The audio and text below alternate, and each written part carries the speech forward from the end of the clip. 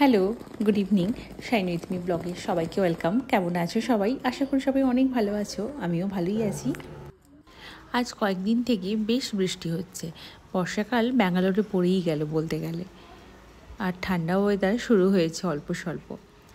গরম এত ভীষণ ছিল, সেই থেকে ঝট করে এত ঠান্ডা পড়ে গিয়েছে।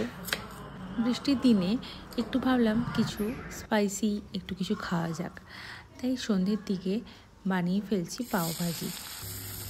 মটরশুঁটি ছাড়া বাড়িতে সবই ছিল, তাই আলু, ফুলকপি, বিনস, গাজর সব কিছু ভালো করে কুকারে সেদ্ধ করে নিয়েছি। আর এদিকে কড়ায় পেঁয়াজ আর একটু অল্প আদা রসুনের পেস্ট দিলাম। তারপরে দিলাম অল্প করে একটু ক্যাপসিকাম। তারপরে দিলাম টমেটো, আর তারপরে দিয়েছি হলুদ গুঁড়ো, লঙ্কার গুঁড়ো, আর সমস্ত সেদ্ধ করার সবজিগুলো দিয়ে দিলাম। তারপরে সমস্ত সবজি ওর মশলাগুলো ম্যাশ করে নিয়ে দিলাম এভারেস্টের পাওভাজি মশলা, যার মধ্যে থাকে পাওভাজির আসল সেই স্বাদ আর গন্ধ। আর দিলাম অনেকটা ধনেপাতা। আর এদিকে তাওয়ার মধ্যে বাটার দিয়ে পাওটাকে ভালো করে একটু গরম করে নিলাম। বৃষ্টির দিনে এরম ঝটপটা খাওয়ার খেতে কার না ভালো লাগে।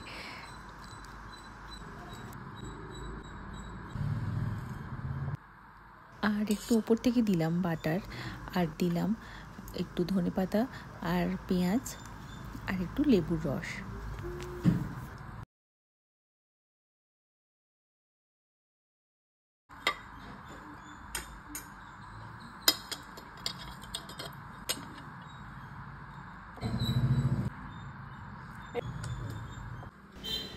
খেয়ে দেখি কেমন হয়েছে।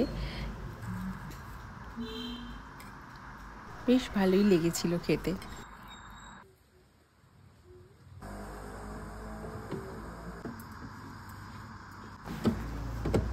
আজ অনেক দিন বাদে আমার ফ্রিজটা পরিষ্কার করতে শুরু করেছি।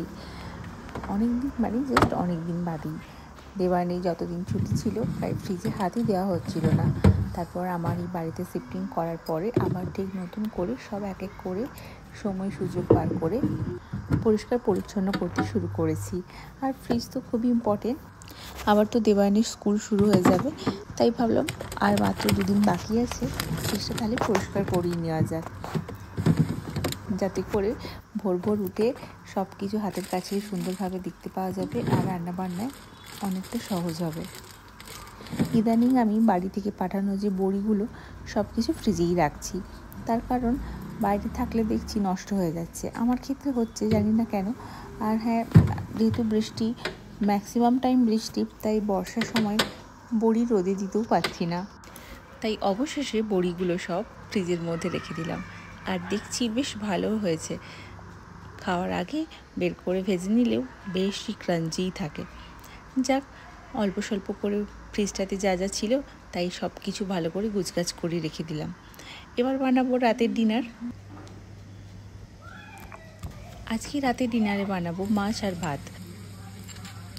আজকে একটু মাছটা অন্যরকমভাবে রান্না করছিলাম, যেমন একটু রসুন দিয়ে বেশি করে, আর ওদিকে একটু টক দই অ্যাড করবো। তার আগে সবার প্রথমে একটু ভাতটা বসিয়ে দিলাম। বাইরে কিন্তু বেশ বৃষ্টি হচ্ছে, একদম ঝমঝমিয়ে। ব্যাঙ্গালোরের বৃষ্টিটা বেশ ভালোই লাগে, তবে একটা টাইম পরেই খুব মনে হয় যে একটু রোদ বেরোক। তবে হ্যাঁ, এখনও অবধি সকালবেলা বেশ সূর্যের রোদ্দুর, আবার সন্ধ্যে না হতে হতেই ঝরঝর করে বৃষ্টি।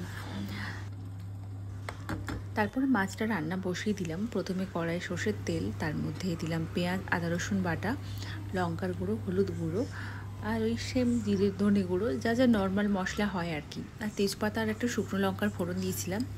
আর এখানে দিলাম একটু টক দই, আর অবশেষে একটু বাড়িতে বানানো গরম মশলা দিয়েছি, আর ধনে পাতা। একদম ঝটপট করে তাড়াহুড়ো করে রান্না করেছি। মাঝখানে ওই ফ্রিজটা নিয়ে বসে গিয়েছিলাম, তাই অনেকটা দেরিও হয়ে গিয়েছিল। চলো এখন খাওয়া দাওয়া সার্ভ করে নিই। চলো তাহলে আজকে রাতের খাবারটা খেতে খেতে ভিডিওটা শেষ করি। সবাই খুব ভালো থেকো, সুস্থ থেকো। দেখা হচ্ছে আবার নতুন ভিডিও নিয়ে। ভিডিওটা ভালো লাগলে লাইক করো। Bye bye.